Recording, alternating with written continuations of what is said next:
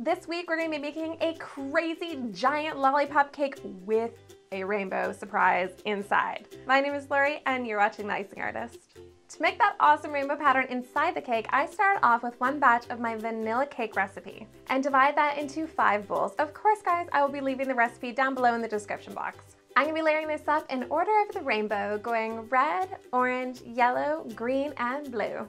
Since red's going first, it is going to need the most amount of cake batter because it is going to need to spread all the way out to the outside edges of the pan. But each color after that is going to need less and less. As you guys can see, as you add the next color in, it kind of pushes the previous color out and like so on and so forth. It's really cool. I just use my spatula to kind of spread it out evenly to make it more of a circle so that way it didn't look like a big awkward blob shape when it baked. And you just continue that, adding each one of the colors until you end up with like a rainbow looking bullseye. Now if I'd done this like a thinner cake recipe, it would have made more like a rainbow marble and look like a mess. And it did not shift at all while it baked. It looks perfect. I am really excited to cut into this to see what that pattern actually looks like. But first, let's decorate. I crumb coated it with some red buttercream icing. I did it with red because I figured with all the different rainbow colors that were going on this, once you cut it, if you had just like a layer of white, it would have looked off. And of course, guys, if you guys haven't already subscribed to this channel, don't forget to hit that subscribe button down below because we are almost at 1.5 million subscribers, which is crazy. Now for that lollipop spiral. I start off by rolling out skinny logs of each color. I then literally squished with my fingers, all of the colors together to make one big rainbow log. I then rolled out the rainbow log so it got nice and long, and so all those colors really squished together so they didn't come like, flaking apart.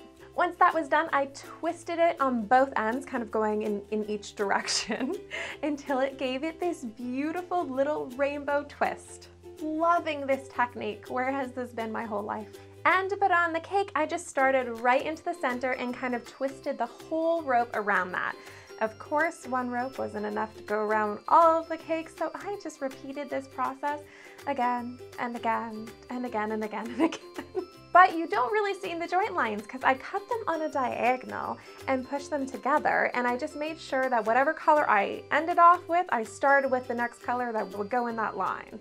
It worked out pretty well. And this is starting to look so cool. I have been terrified about trying to figure out how to do this pattern, how I'm gonna twist all these different colors together and make them look like one solid spiral.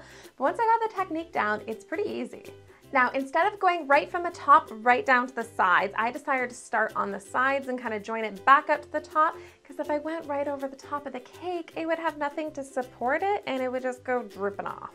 I then made a skinnier little rainbow twist and kind of tuck that right in between both of those joints. And of course, a lollipop isn't a lollipop without a lollipop stick, so I just stuck that right in the cake. And we are finished. That is how you guys make a giant, awesome looking rainbow lollipop cake. But I am most excited about the pattern that is inside this cake. How cool does that look?